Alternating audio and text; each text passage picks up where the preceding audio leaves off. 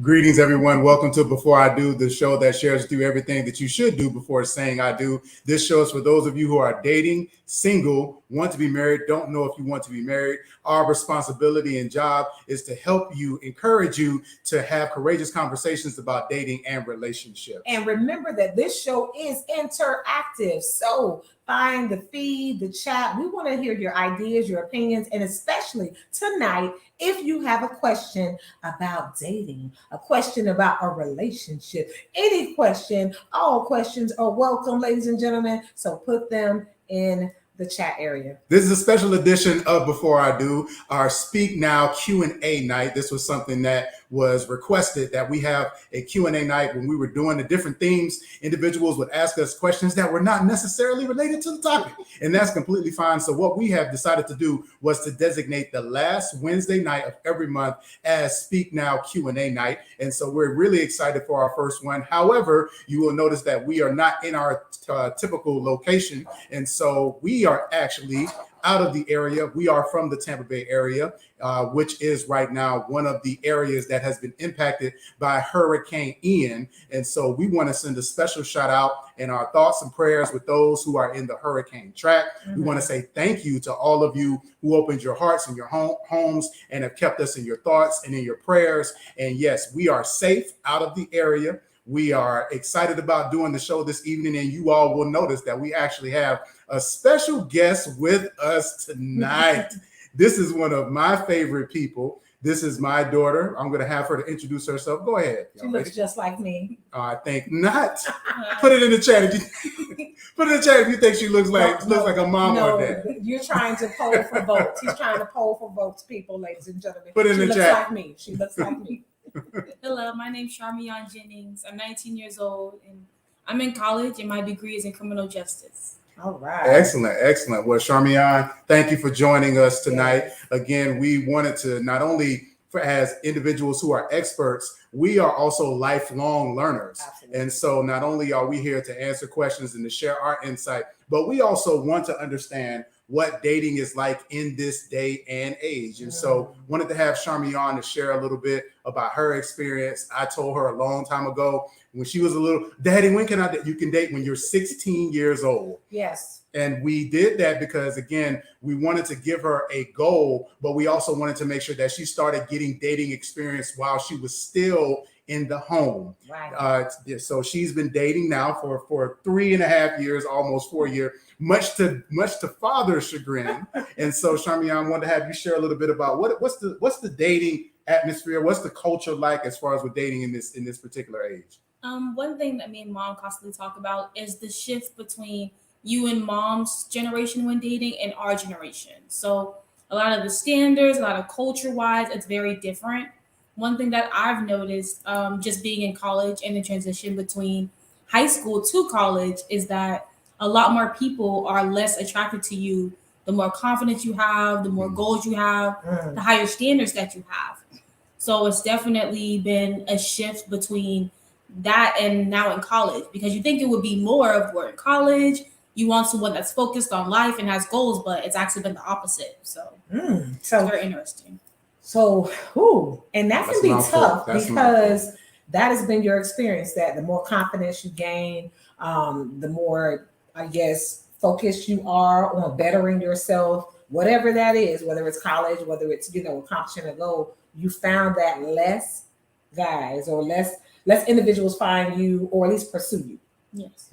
Interested. So, ladies and gentlemen, what is that all about? So is it not attractive for a young woman to have a plan and to be focused on that plan and to be confident in, in a season and find that fewer individuals are attracted to that confidence? And what's interesting about that, Charmaine, is I think that even though you mentioned some of the things that have changed between your generation and our generation, I would say that many people from my generation would actually empathize with you and say that there were definitely times where if you were focused on your individual growth, if you were focused on your education, if you weren't necessarily in the popular realm as far as having the latest, greatest brands, had the nicest car, you weren't, or if you weren't doing certain things that would get you attention, then those individuals oftentimes would express that it would be hard for them to find individuals to really date or have people that are interested in them. And so I think also too, what potentially complicates this generation as well is that it seems like women have become a lot more aggressive. So for individuals who are more traditional in the idea that men need to be the pursuers, men need to be the ones that are actually courting and pursuing the women and pursuing the individuals that they want to date, it's like, nah, why? I'm not going to do that because that, women need to show and prove to me. And so it seems like that's a bit of a change. Is that something you've experienced? It has. One thing I have taken from you and Mom is that I want men to approach me. I don't like the culture of me having to approach the guy or asking him out on a date. And I just don't like that concept, at least for me. And I've noticed that a lot more guys are so used to women approaching them that they don't even have the confidence, or they just don't want to take the time to do so. So I'm sticking to my standards and things that I want. Absolutely. And I think that's the most important thing, is that you have standards and you sticking to those standards and not lowering them. I think that's a really important part of dating and being effective in that. So yeah, we actually have a couple of people that have tuned in and definitely want to give you a shout out. My man Darnell Thompson from Charlotte, North Carolina says, what is going on? We also have actually Faith. She says, good morning, watching from the Philippines. Ooh, welcome. We are international, Faith. y'all. And Darnell actually has our first question of the evening. Darnell says, how can you get your marriage back on track if you haven't taken premarital classes, but fell off from infidelity and yourself as the wife is having a hard time battling with the recovery process? Charmaine. Well, I'll definitely interject with that. It can be challenging when you haven't had the premarital counseling, but I will tell you, the question becomes, is there ever a time where learning stops? And so if your response to that is, yeah, learning, you can't teach me anything else, then you know what? The teacher can't appear. And so the bottom line is, if you and your wife are open to learning, enhancing, improving, then definitely, whether you have premarital counseling or not, you definitely can heal and recover your relationship. And so because you both are evolving, the marriage and the work of marriage it's an education, it's a master class. So every day you wake up and you're going to learn something new about your partner. So first of all, we definitely believe in marriage wellness checkups. Like every year, your insurance company covers a wellness check, sometimes two. And so it's the same thing is to be said with your marriage. So the first thing is, there's pain, there's hurt. And so we definitely, please, keep listening in and tune in tonight. And we definitely want to connect with you, because it's important for you all to do a wellness check, for it to be able to hone in on where the pain is, so that we can clean out that infection, so that the healing process can begin. Yeah, absolutely. So one of the things that's important to remember is that when you have infidelity or challenges with your relationships, with your marriage, it exposes your vulnerability. So it shows you where your weak points are. And so obviously you want to make sure you address those things first, but it also points to, as you mentioned, some larger questions in regards to your marriage. What are your core values? What is your individual purpose? What's your collective purpose? What is your individual purpose on both sides? So there are some questions that you are all going to need to answer that are going to make up the fabric of your marriage and your relationship. But as Charmaine mentioned, absolutely be sure to get in contact with us, because that is what Couples Academy specializes in. Absolutely. Are couples in crisis and couples that have dealt with infidelity. And it is never too late. And know that even if you did have premarital counseling, you are going to always need those wellness checks. You and your partner are going to be growing. You're going to be changing. You're going to be evolving. There is something when people get divorced, and I never understood this term until I got deep into my marriage. It's called irreconcilable differences. And here's what irreconcilable differences are. It means that we have gotten to such a place of growth within our marriage that we are no longer the individuals that have married. We have grown apart. So the differences that exist between us cannot be bridged because we are two different individuals from the ones that agreed to get married.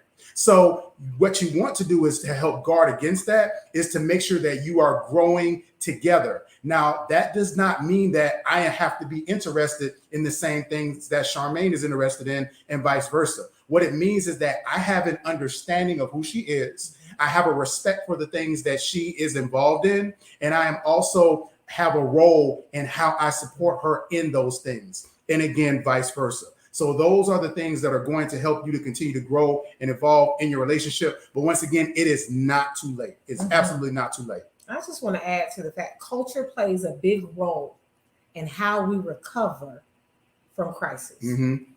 We have all seen the model, we have seen the examples, and we've seen the non-examples, meaning the examples we don't want to follow behind, the examples we would rather leave right in our past. Culture plays a big role in that. And so when we audit, which is what we love to do, audit your forgiveness journey. What were you taught? What did you learn? What were you taught in your family about how, when we get in conflict, how do we recover from that? Do we just cut each other off and I'm done? And so we live in a culture, we live in a cancel culture. And this is one of the reasons why sometimes our relationships can struggle with friendships, family members, or even our spouse. So we do need help. We do need support, all of us. And so Walter and I, we're two different people, but the difference is two unique people growing, and we're doing the work together to stay connected. And so you absolutely can do that. And thank you for your question. And we'll definitely, look forward to supporting you and your wife. You're tuned into Before I Do Speak Now Q&A night. Be sure to get your questions and your comments into the chat area. We'll be glad to share those. We're going to take a quick commercial break, and we'll be right back with more Before I Do.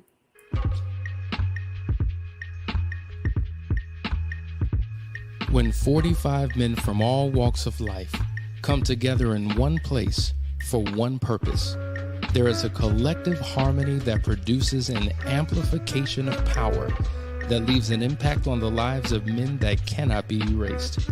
A fraternity of legendary men, all at the tipping point, on the precipice of greatness, meeting for one weekend to turn their worlds inside out. For the first time ever, the Foundry experience. Not an event, not a seminar or retreat, but an opportunity to come face to face with the man you were always destined to be. If you want a life that's better than the one that you are living, meet us January 2023 for the Foundry experience.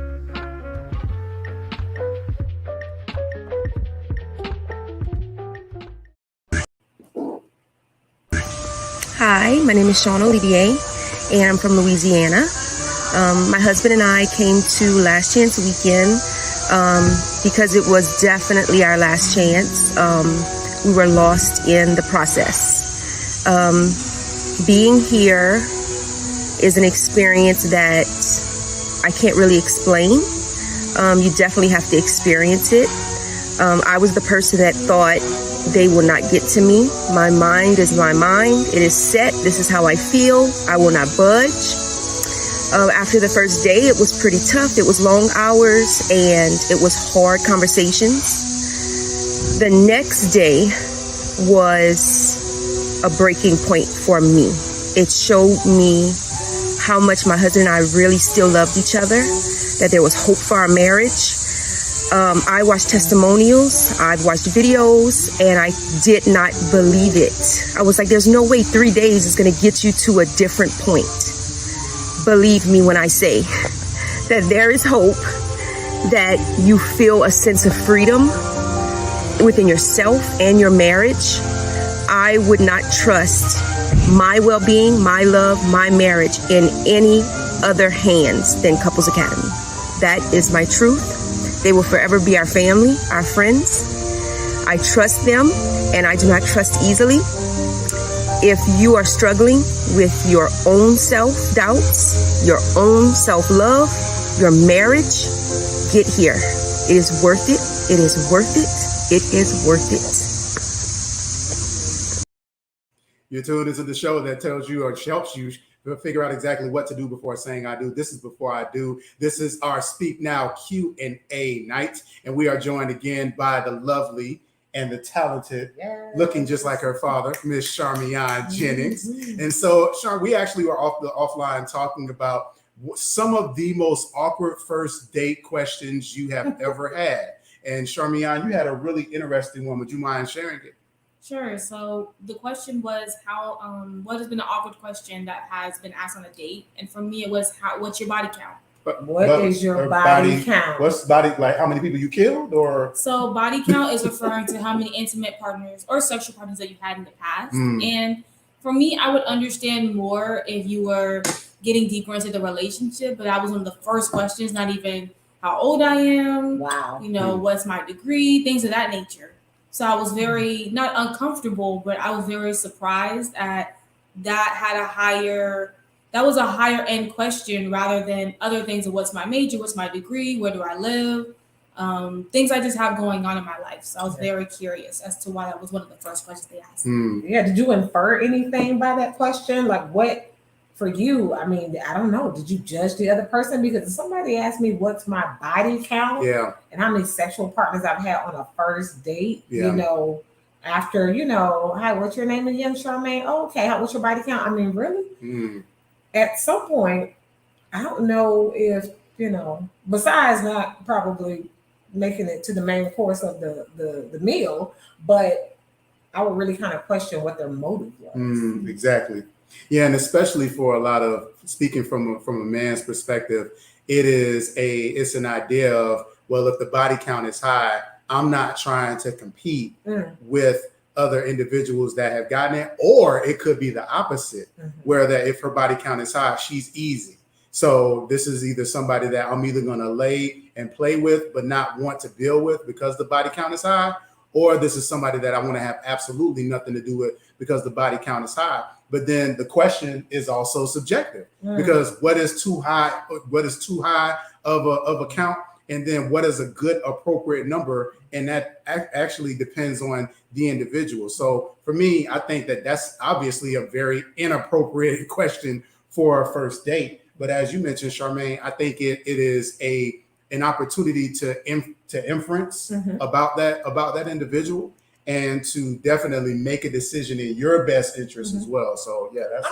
And push back says, okay, well, tell me more about why you're interested in getting in that answer. Right. Tell me more about that. Like what about that question is so important for you? And we might be surprised, instead of judging them and assuming that they have ill intentions, we might find out that that's important to them because perhaps they are not interested in having sex at all. I was just getting ready to ask that. Would there be a good scenario or a good reason why someone would ask that? Maybe again they have some health concerns. Just would there be a good reason? Or they really are exercising abstinence. Like maybe I am, I'm a spiritual person. I'm preserving myself for marriage. And so maybe I'm asking, well, I don't know. I still don't think that's an appropriate question because you could ask other questions. But I think again, it's the follow-up, it's the framing of that question, and not just leaving that as a standalone, but really being able to have a discussion about why, as you mentioned, why the question is important, and being able to hear that out. But I think that oftentimes too, people will ask certain questions so that they can be memorable. So it's for the shock and the awe of it all. And so, I think it can backfire on you though. So I have a question for you. Do you think that question is appropriate once you have been, let's say 3 months, 6 months? Yeah. When is a good time to ask a question like that? Is that ever an appropriate question? And if so, for you, when? For me, it's something I definitely thought about because you want to be careful with your health as well. In this generation, there are a lot of people out here that are not being completely honest about their past and how it relates to the present. If you have a disease, if you have a health concern that relates to your sexual partners, that can also affect your partner as well. So I believe in when both parties are comfortable, at least between a good couple of months together, just depending on the relationship you have with that person, you definitely should sit down and talk to that person and just discuss what you're comfortable with. Like, we don't discuss how many partners you've had, when's the last time you've been to the doctor, you know, things of that nature. Questions that may not be too personal for that person, but to where you also feel safe, because your partner needs to feel safe with you. Absolutely. I mean, one thing I can respect about a person that at least is willing to talk about sexual history is that, one, they can say sex. So many people out here are willing to have sex and not say the word and not have conversations about sexual history, sexual concerns, you know. And so the fact that it, you know, that you're able to, and a lot of times in premarital counseling, it can be very uncomfortable for people talking about sexual history, past, things like that. So I think it's very powerful for couples to make sure that they have done their due diligence in having the conversation. Let's talk about sex. Let's talk about intimacy and our histories. Yeah, and I think, Charmaine, you hit on something very important that Charmaine and your mother and I, we actually get into in our it's awkward to call her Charmaine in front of you, but we actually get into in our premarital sessions is health and wellness. Yes. So it's not just about sex, but as you mentioned, Charmaine, when was the last time you've been to the doctor? You know, one of the things we get into in premarital counseling is, do you know your partner's blood type? And it's like, no, I don't even know my own. You know, that's a lost art. Absolutely. Because at one point in the United States, you couldn't even get married without a blood test. Right. Did you know that? No, I didn't. Yeah. And so that's a lost art. But your father and I, we love to ask couples if they know their partner's blood type. And a lot of couples, well, like you said, a lot of people, they don't even know their blood type. And so, you know, you love someone, you want to marry them, but what happens in the event of an emergency? You don't even know their blood type. Right. You know, it can be a powerful thing, as well as helping them pursue their wellness goals. Yeah. Do you know your medical history? Do you know your family's medical history? Obviously, those are deeper questions as you get into dating, and definitely things you should ask as you are in the engagement process of potentially getting married. But as you mentioned, Charmaine, those things are becoming less and less of an interest to people as far as pushing in on, you know, and so I think it's really important that we get back to those type of questions. So not a first date question. No, I don't think it's first date question. Any awkward first question? Remember first questions for you, Charmaine? Well, I don't know if there are any awkward questions on the first date, but I will say deeper in a relationship, I remember asking someone about their quote unquote body count. I didn't use body count because that wasn't the terms. But I remember asking, you know, my partner about his body count, and he was like, no, we're not having this conversation. And so the question becomes is, if you're in a relationship, and actually I respect it, because sometimes we ask questions, we ask hard questions, but can you handle the answer? Can you handle the truth about the answer? And so, I don't know. What do you think is appropriate to share about? What do you think is necessary to share about your history? Everything is everything to be shared, or are some things reserved for you? Yeah, I think it really depends on. I think it depends on the relationship. I think there has to be a level of trust that is involved with the couple as it relates to the sharing of that information, and, you know, a comfort level in not feeling judged. You know, a lot of times too with certain questions is, if I'm honest about it, will it run this person away? You know, because I do have a past, because I have had some things that I'm not proud of, that I'm ashamed of, and I don't want this person to think that this is a reflection of who I am now. And so there are some really tough truths that we need to be sure that we're able to express, because again, when it comes to health and wellness, when it also again comes to the mental and emotional health and wellness of the relationship, being willing to open those things. But as you mentioned too, it's also knowing your partner, and are you sure you want to know the answer to that? And not only listening to the response, but also watching to see if they can handle it, because sometimes our partners can't handle the answer to some of those questions. But again, a lot of that trust also comes into, who have I gotten to know this person to be? How have I experienced them? How have I observed them? outside and above their representatives, which is what we like to talk about. Because when you begin dating someone, within the first like few months, you're not really meeting them. Charmaine likes to say you're meeting their representative. You're meeting the salesman or the saleswoman, the person that they want you to see, the person that they want you to believe in, the person that they want you to think that they are. But as you go through different seasons with them, as you really allow time to set in, then it allows you to peel back the layers. Life begins to peel back the layers on that person, and you begin to observe them in various lights, which is really important.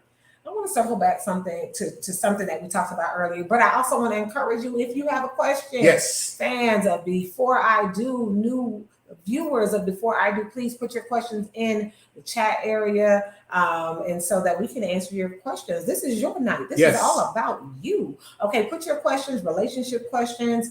I'm in a relationship with myself. Questions. What should I be doing to prepare myself to love on myself? Whatever the question is, go ahead and put it in the chat area. We'll be happy to really talk about that. But I do want to circle back around to culture. And so we have our oldest child here with us tonight.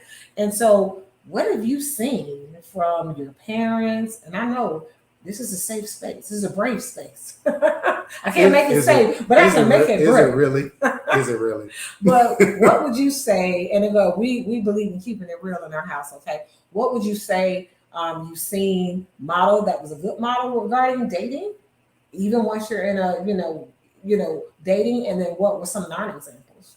Dating or like marriage? Just That's a good question. We believe in dating forever, for life. So from what are some things you learned that you say, okay, I think I will take this, I'll take this and keep this, and then some things that you might do differently. The reason I ask is because with you and Dad, I've only known you all to be married. So although you guys do date while being married, I've only seen you guys being married, and I love the stories you tell me when you guys were dating.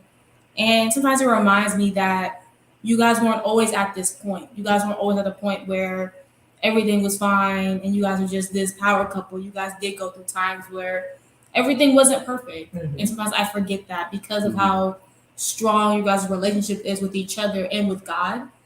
And it can set a high bar for me. And I'm also having to be okay with not everyone is going to have the same standards that you and Dad set. And you and Dad taught me. So it's a constant learning process, but I'm going to follow the standards that you guys have taught me and that I've learned over time, and I'm not going to change them. Yeah, we also want to challenge you too, Charmaine, that we taught you those things as far as with principles and values, but you are also at an age where there are some you know you better than we know you. So this is not a license for you to forsake your principles and values, but it is an encouragement for you to really explore what things do I like and don't like as well. So to take the things that are a part of your foundation and really build upon them. So we don't want you to be limited to some of the things that you have even seen us do, because there are some things that you may have seen us do that were great for us, but they may not be things that you're in, or there may be some things that you didn't see us do that are like, you know what, I think I would like to have this as a part of my relationship and part of my marriage. And we encourage you in that, just like we encourage for those of you listening as well, as far as your relationship and those things, your relationship is as unique as you are. Absolutely. And so even if whether you grew up with the non-example as it relates to your family and parental structure, or whether you grew up with a great example, the goal should not be to necessarily have exactly what those individuals had. That's you right. Want, because you don't know the quality of the years that you see. That's right.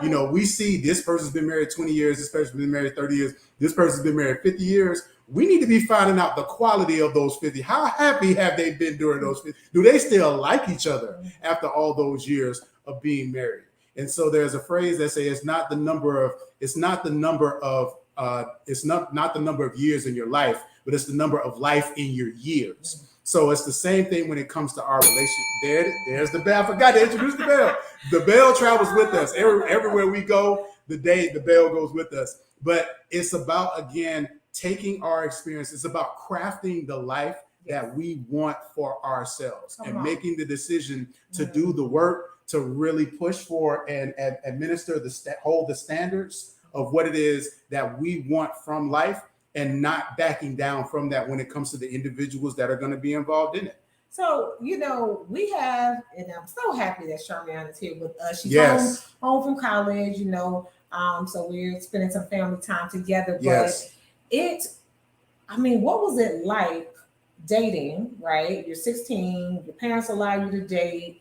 What were some of the concerns that you had? Because parents say things, right? But they don't always mean what they say. They say you can date, but what they really mean is, go, you can leave the house with someone. You better come back the same way you left, and better not be none of that other stuff. So I guess for you, I don't know, just what were some of those moments for you that shifted between being a child dating in your house, your parents' house, and then I guess dating outside of your parents' house? Like, were there any, I don't know, did you feel prepared? What was your experience or your journey? I think for me, it's been hard because, like I said, you guys have set the bar really high for me, in the sense that Dad opens the door for you after all these years. Dad remembers anniversaries. He remembers your birthday. He remembers flowers. Like, Dad shows you how much that he loves and cares about you. He does. And it's hard realizing that as we progress in society, that's not being normal anymore. Mm-hmm. Those things are not the bare minimum anymore for a lot of people. And for me, that was something Dad constantly does and continues to do. And that's what I wanted. I wanted someone to open the door for me. That's the bare minimum. Mm-hmm. Dad has always done that for our family. So for me, it was hard comprehending that there are men out there that Dad's going above and beyond, opening the door, remembering your birthday, asking you out, just being a good person in society and genuinely showing interest in you. That makes me sad. Yeah, that makes me sad, because we would hear this expression that, chivalry is dead. Why? Like, who went to that funeral? Like, we're gonna call, we're gonna call chivalry back, and it's okay to be romantic. It's okay to and to wait and to have your standards and say, you know what, I only want gentlemen who believe it's the gentleman thing to do, to open the door for me. Not because I can't open it for myself, but because he just thinks enough of me to do that. To me, that's the sweetest thing when I see, 80-year-old couples and they're still, considering each other. And to me, that's something that, you don't allow that expectation or that standard to be lowered, because certain people view that as, it's foreign. It's something that they're not used to. Absolutely. Mm-hmm. Lady Di is joining us. Lady Di says, good point about your expectations. Life is sometimes trial and error. Mm-hmm. So it's being able to learn the lessons from those experiences. And also, Lady Di says, amen on chivalry and integrity. And Nellie says, this is so beautiful. This is so beautiful, family. Thank you for sharing. So thank you all so much again for tuning in to Before I Do. This has been our first Speak Now Q&A night. Again, this is going to take place the last Wednesday night of every month. Charmaine, we want to say in front of everybody, how much we love you and how proud of you we are, not just academically, but just as the woman that you are growing into. And we want to encourage you to hold firm in your standards too, and to believe and trust that God is going to give you exactly the desires of your heart, and do not back off those standards of what he's placed inside of you. God is faithful, and he is going to bless you. And I will just remind our audience out there, especially with a parental relationship, things shift. She's a young adult. They are watching. They are watching us. They are watching. She will see us date. We have to model the model. Yes. So I would put on my little sexy dress, and I would go out with my man. And it was important for her to see that, and us enjoying each other. And so model the model, but also cultivate the relationship with your adult children. Yes. Have these courageous conversations, right? To be able to encourage one another. And so I will say that if you can't have these conversations with your children, they are definitely having these conversations with someone else. Yes. Okay. So just encouraging you in that parental role. We do have to model the model. We have to encourage them. And we literally have a great opportunity to coach them in their dating journey. And so don't be afraid of it. Don't tell them not to date, because then you're missing the opportunity to be a good coach and an advisor. Through the good, bad. Whether you are in a relationship with yourself or you're in a relationship with someone else, if you have children, your children are watching. So bear in mind that those young, impressionable minds are learning how to govern themselves, and they are either confirming or they are being corrupted in regards to the hope that they have for themselves. Again, thank y'all so much for tuning into Before I Do. We'll see you all same time next week right here on the Couples Academy. Good night, everyone. Good night.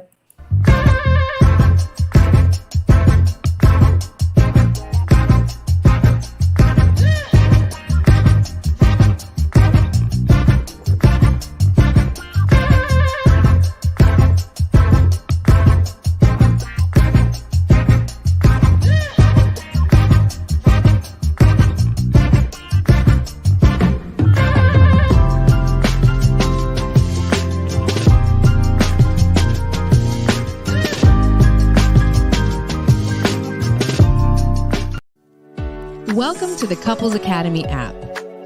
The Couples Academy app is your go-to hub for how to do marriage right. Get started with our app today by perusing our amazing features that conveniently allow you to connect.